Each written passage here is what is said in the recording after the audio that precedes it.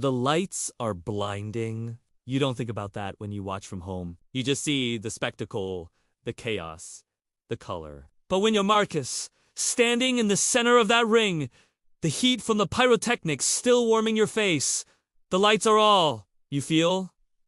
That and the hum, a low, constant vibration from 20,000 people all waiting for the story to begin. And he, Marcus, in his simple, striped shirt and black pants, was supposed to be the most invisible, yet most important part of that story. He was the law. He was the truth. Or so he told himself. He'd spent a decade in small, sweaty gymnasiums, calling matches for a hot dog and a handshake, all for this one moment. This job. He'd see the legends. Men like Leo, who'd been with the company since the golden age. Leo, who'd often pull him aside, his voice a low, gravelly whisper. "It ain't about the rules, kid," Leo would say, his eyes scanning the backstage curtain. "It's about the moment." Then there was Elena. She was the new generation, blazing a trail. Fast, sharp, and rigorously by the book. She represented the cleanup, the sport and sports entertainment. She'd nod to Marcus with a look of mutual respect. They were the future. Marcus stood between these two worlds. The smoky, unspoken rules of Leo's past and the bright, corporate, transparent future of Elena. He just wanted to call a good match. He just wanted to honor the legacy. But the legacy he was learning was complicated. The stripes on his shirt suddenly felt less like a uniform and more like the bars of a cage. It happened on a Tuesday, not at a WrestleMania, not at a SummerSlam. It was a cold Tuesday in Des Moines for a minor television taping. The kind of show where things are tested. Marcus was walking back from the gorilla position. The adrenaline from the opening match just starting to fade, replaced by the smell of stale popcorn and disinfectant. That's when Leo grabbed his arm. Leo wasn't working the show. He was a producer now, a title that meant he was the keeper of secrets. "Marcus!" he rasped, pulling him into the concrete shadow of a stairwell. The distant boom of the music was muffled here. "You got the semi-main tonight. The title match." Marcus nodded. "Yeah, Leo, I'm ready." Leo didn't smile. His eyes were tired. "Readiness ain't the issue. You're good. You're too good. You see everything!" This wasn't a compliment. "Tonight," Leo continued, "the champion. He's working hurt. Bad shoulder. We can't have him lose the title. Not here. Not like this. The investors are watching." Marcus felt his stomach tighten. "What are you saying, Leo?" Leo leaned in, his voice dropping to a near inaudible rumble. "I'm saying he can't take a bad fall. I'm saying if he gets in trouble, you just call it. Call it down the middle, but make sure the right man wins." The words hung in the air. "Call it down the middle" was the code. It was the moment Marcus had always dreaded. He was being asked to not just watch the story, but to write it. And he had no idea how to say no. The match was a blur. The champion was a warrior, just as Leo had said. He was fighting on instinct, his left arm hanging uselessly. The challenger, a young, hungry lion, smelled blood. He was relentless. Marcus felt his training kick in. "Check him! Ask him. He all right?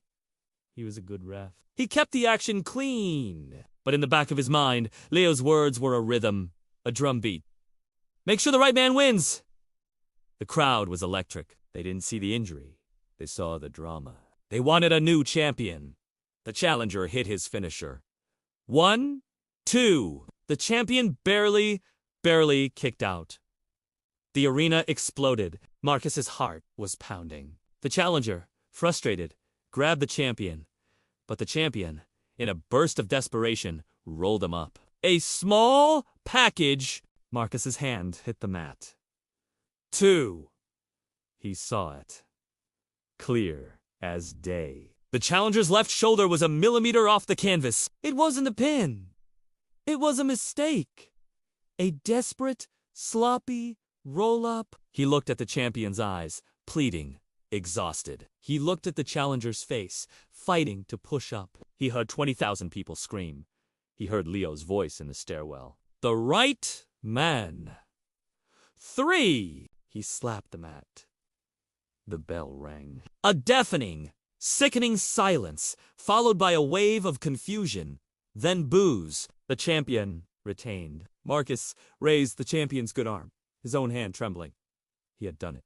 He hadn't just called the match. He'd finished it. The walk from the ring to the curtain is the longest walk in sports. When you've done well, it's a victory lap. When you've done what Marcus just did, it's a walk of shame. The champion was immediately swarmed by doctors and hurried to the back. The challenger sat in the ring, staring at the mat, his face a mask of pure, unfiltered betrayal. Marcus slipped through the curtain. The backstage area, usually a hive of activity, seemed to go quiet. People avoided his eyes. They knew. They always know. He kept his head down, walking toward the locker room, and then he saw her. Elena. She was leaning against a stack of road cases, her arms crossed. She wasn't angry. She was ... disappointed. That was so much worse. His shoulder was up. Marcus, she said, not as an accusation, but as a statement of fact. Her voice was quiet, but it cut through the noise in his head. I know, he said. He didn't know why, he admitted it. I got caught up in the moment. It was a weak lie, the one Leo taught him. Elena just shook her head slowly. No, you didn't. You made the moment. She pushed off the wall and walked past him. Leo's really proud of you, she said over her shoulder, the words dripping with a sadness that stung more than any insult. You're one of them now. He stood alone in the hallway, the stripes on his shirt feeling like they weighed 1,000 pounds. He was one of them, and it felt like the end of the world. The next few weeks were a blur. Marcus got a bonus in his paycheck, a significant one for discretion and professionalism. Leo took him out for a steak dinner at a place where the waiters wore tuxedos. You did good, kid, Leo said, raising his glass. You saved that kid's title reign? You saved the main event for the pay-per-view. You saved the company millions in marketing. You protected the business. Protected the business. That was the phrase. It sounded so noble. So important. It wasn't cheating. It was protection. Marcus started getting better assignments. Friday night, main events. Co-main events on the big shows. He was the guy, the trusted hand, the man who understood the moment. And he was good at it. He learned the subtle art, the slow count for the good guy, the accidental distraction when the bad guy tried to cheat, the blind eye to a foot on the ropes. It was a dance. He told himself it didn't matter. It was entertainment. He was just an actor, like everyone else, playing the part of the official, but every time he did it, a small piece of him chipped away. The fans at home didn't notice. The announcers called it controversy. But the wrestlers knew. They'd look at him. The challengers with resentment, the champions with a shared guilty secret. He was no longer the invisible law. He was the tool. And the worst part? He was getting rich. He was getting famous. And he had never felt more empty. The fans might not have seen the shoulder off the mat in Des Moines, but they weren't stupid. They had high definition, slow motion replays. The internet exploded. A small, vocal community of fans started compiling evidence.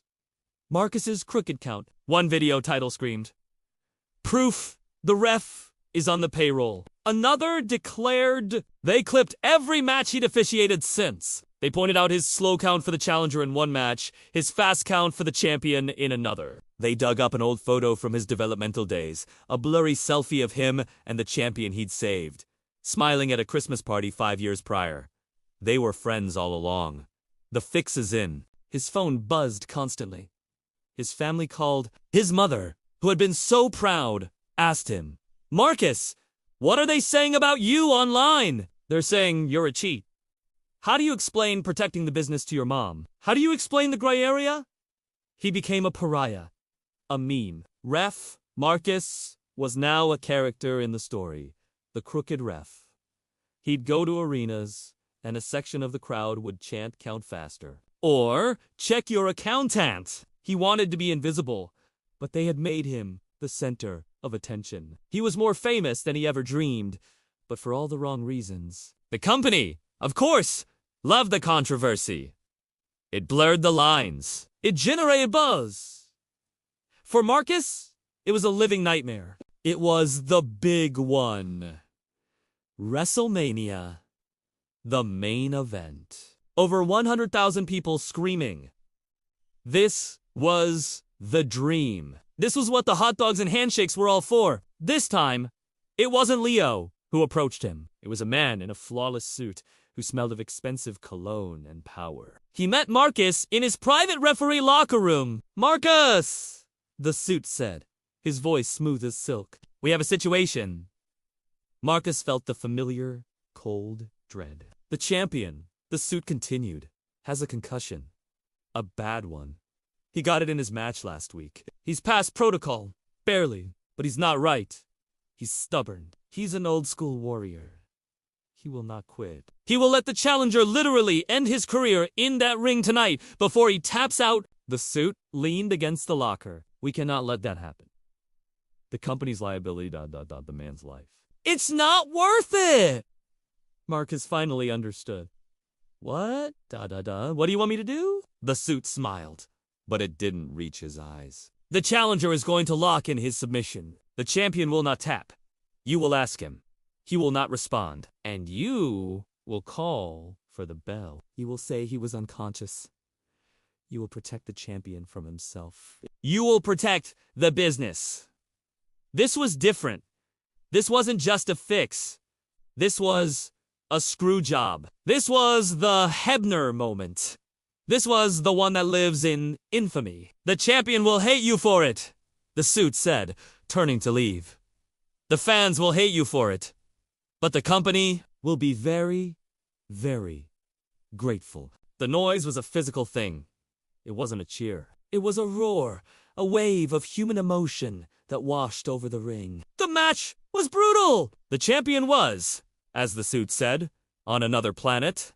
He was moving on memory, his eyes glassy. The challenger, a machine, was picking him apart. The crowd sensed the reality, the danger. This was real. Then it happened. The challenger locked in his signature submission, a deep, painful chokehold. The champion thrashed, but it was weak. He wasn't defending. He was just ... surviving. Marcus got down, asked him, "Do you quit? Do you quit?" The champion's eyes met his. They were terrified, but they were also defiant. He wasn't tapping. He would die before he tapped. Marcus looked at the champion. He looked at the challenger. He looked at the sea of faces. He heard the suit's voice. "Protect him!" He heard Leo's voice. The moment he heard Elena's voice, his shoulder was up. He made a choice. He didn't ask again. He simply waved his hands. "Ring the bell." The timekeeper, confused, hesitated. "Ring the bell," Marcus screamed, his voice cracking. The bell rang. The music played. The challenger, believing he'd won, let go and raised his arms. The champion, realizing what happened, crawled to his knees. He looked at Marcus. There was no anger, no rage, just a deep, bottomless, devastating betrayal. The crowd rained down a torrent of garbage. Bottles, wrappers, cups. Marcus stood in the center of the storm he had created. He had just become the most hated man in wrestling. The fallout was immediate and catastrophic. The media called it the stadium screw job. The champion stormed out of the arena, quitting the company in a rage. The challenger was crowned the new champion, but his victory was hollow, forever tainted. And Marcus was the villain. He was spat on by fans at the airport.